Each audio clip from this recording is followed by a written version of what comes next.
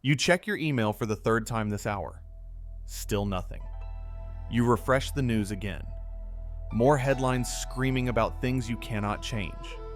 You lie awake calculating scenarios, running through possibilities, preparing for outcomes that may never come. But here is what no one tells you. The preparation is not helping. The planning is not protecting you. The constant rehearsal of disaster is not making you safer.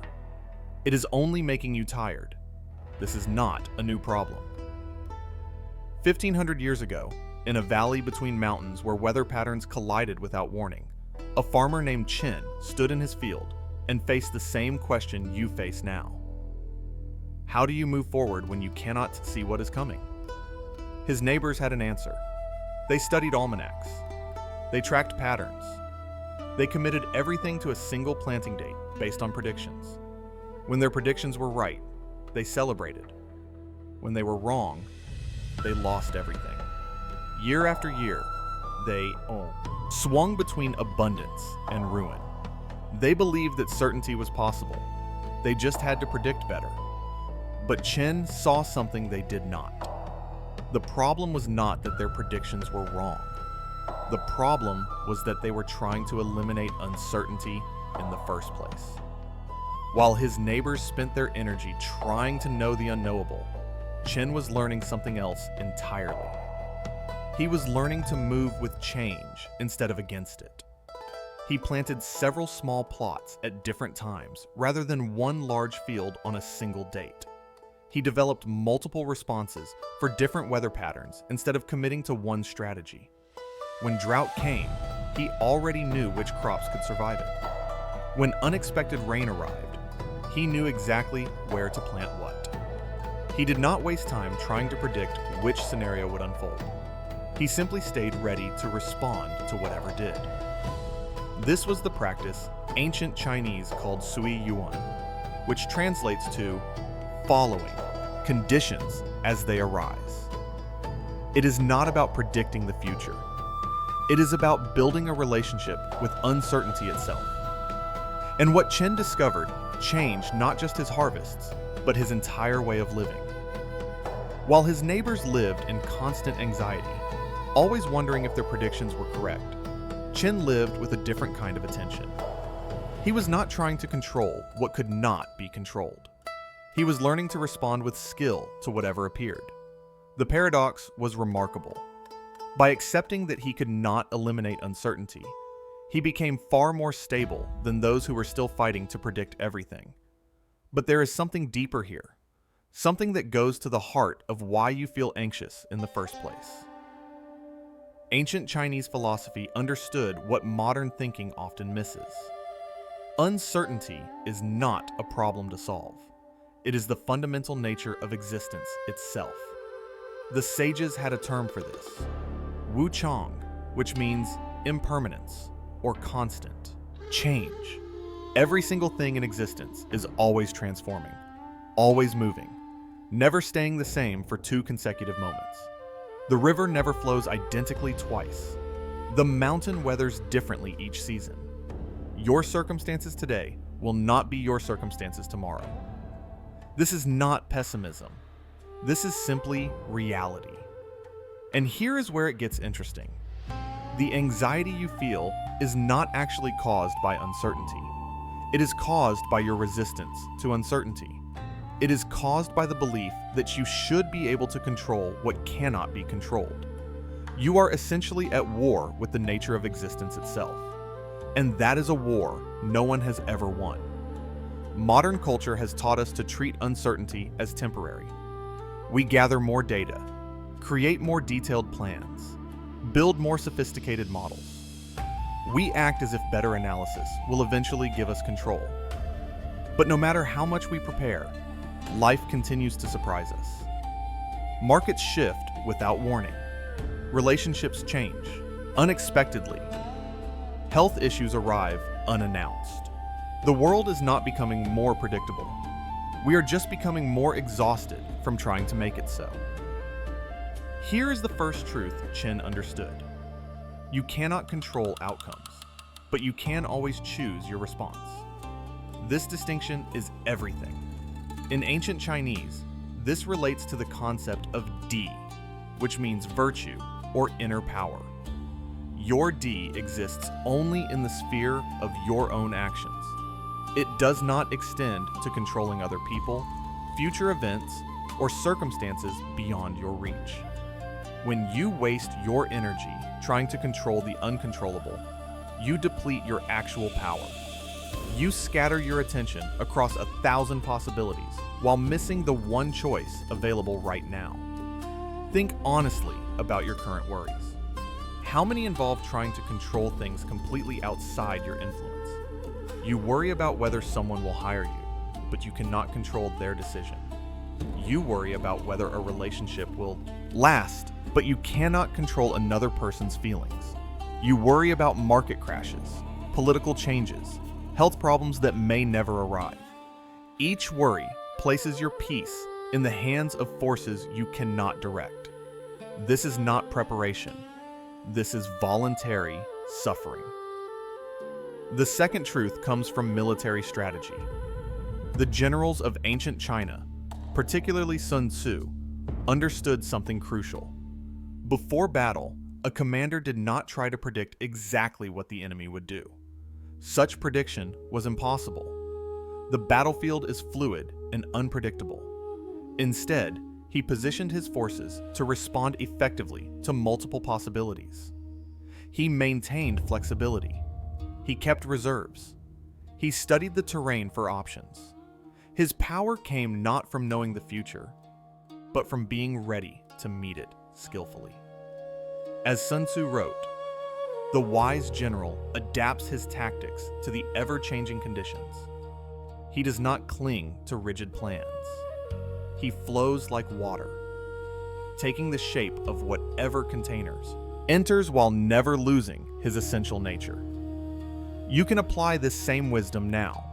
Instead of creating one rigid plan for your career, develop multiple skills that create options. Instead of placing all your hope in a single outcome, build a life with several sources of meaning.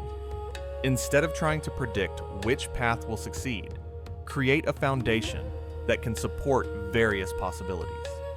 This is not indecision. This is intelligent design for an uncertain world. The third truth has to do with your body, not your mind. Bamboo survives storms that break rigid oak trees. The bamboo bends with the wind. Its roots hold firm while its trunk moves freely.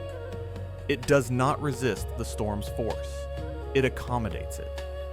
When the wind passes, the bamboo returns to center, undamaged. The oak, proud and inflexible, resists until it snaps. Your core values and sense of self can remain stable even as circumstances change. You do not need to abandon your direction when unexpected events arise. You simply adjust your path while maintaining your orientation. This is what the Taoist texts mean when they speak of being like water. Water takes the shape of whatever container it enters, yet it never loses its essential nature. Water does not fight with rocks in the river. It flows around them. Yet over time, the persistent water shapes the rocks, not through force, but through continuous presence. The fourth truth is about scale. Make small adjustments continuously, rather than massive plans occasionally. When you make one large bet on a single prediction, uncertainty becomes terrifying. Everything depends on being right. But when you make small moves that you can adjust based on what you learn, uncertainty becomes manageable. You plant a little, see what grows, then plant more of what works. You try a small change, notice the response, then adjust. You take one step, gather information from that step, then choose the next step. Chen's neighbors laughed at this approach. They said, "Real farmers make decisive plans and commit fully." But Chen was doing something they could not see. He was learning continuously instead of planning endlessly. And paradoxically, this made him faster, not slower. While they wasted months on plans that became obsolete, the moment weather changed, Chen had already adjusted 3 times and moved forward. The fifth truth might be the most important. Presence dissolves future anxiety. Anxiety lives almost entirely in thought about what might happen. It is mental rehearsal of terrible scenarios that usually never occur. When you bring your full attention to this present moment, what do you actually have to deal with right now? Usually something much simpler than your mind suggests. You have this breath, this moment, this task in front of you. The catastrophe exists only in imagination, not in reality. The teacher Zhuangzi told a story about a man so worried about his shadow that he ran to escape it. The faster he ran, the faster his shadow followed. Exhausted, he finally sat down in the shade of a tree. His shadow disappeared. Anxiety works exactly the same way. The more you run from uncertainty, the more it pursues you. When you stop running and face what is actually present, the fear often dissolves. But here is something most people miss. This is not about ignoring real problems or pretending everything is fine.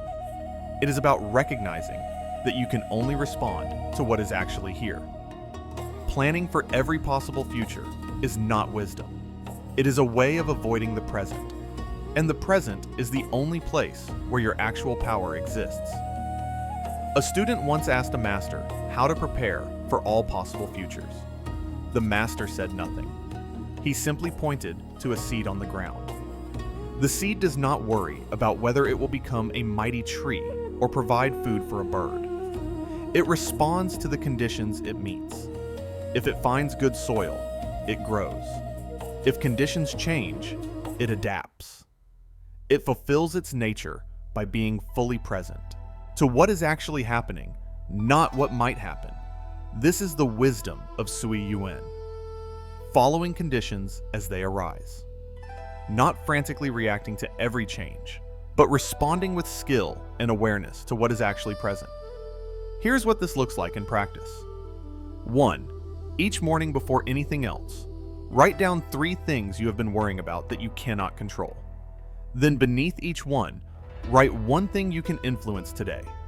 This simple shift redirects your attention from the uncontrollable to the actionable. Do this daily for 2 weeks, and you will notice something change in how your mind works. 2. When anxiety about the future arises, pause. Do not fight it or judge it. Simply ask yourself this question.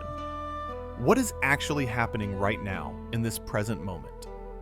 Return your attention to your breath, your body, your immediate surroundings. Notice the gap between present reality and imagined disaster. This gap is where all your suffering lives, and it exists only in thought. 3. Identify one area of your life where you have been trying to create certainty through one big plan. Maybe it is your career, your relationships, or your finances. Redesign that area into several small experiments instead. Give yourself permission to learn and adjust. The goal is not to abandon your direction. The goal is to build flexibility into how you move toward it. 4. Spend 5 minutes each day observing something that demonstrates constant change. Watch clouds move. Notice a plant growing. Observe water flowing. Let this remind you that change is not an exception to existence. It is the rule. Everything is always transforming. This is not something to fear. This is simply how life works. 5. Before making your next decision, ask yourself this question. Am I trying to control the outcome, or am I building my capacity to respond well to whatever comes? This distinction will transform how you approach every situation. Control is an illusion that creates anxiety. Response capacity is a skill that creates confidence. Ancient Chinese philosophy did not eliminate uncertainty from life. That would be like trying to eliminate water from the ocean. Instead, it taught people to develop a different relationship with uncertainty, to stop treating change as an enemy and start treating it as the fundamental rhythm of existence. When you truly understand Wu Chang, when you see impermanence not as a threat, but as reality, something shifts. The anxiety that comes from resisting what is gives way to something else. Not blind optimism or false confidence, but a kind of steady presence. A willingness to be with what is actually here. Chen the farmer did not have better predictions than his neighbors. He had better relationship with unpredictability itself. He did not waste energy wishing the weather would be different. He used that energy to respond skillfully to whatever weather came. And in the end, his consistent harvests came not from controlling the uncontrollable, but from moving with it. You do not need to predict the future perfectly. You need to be present to what is actually here and flexible enough to meet what comes next. The path forward is not about gaining more control. It is about developing more skill at responding. That is how you navigate uncertainty. Not by eliminating it, but by learning to dance with it. Write in the comments, I choose response over control. Thank you for watching.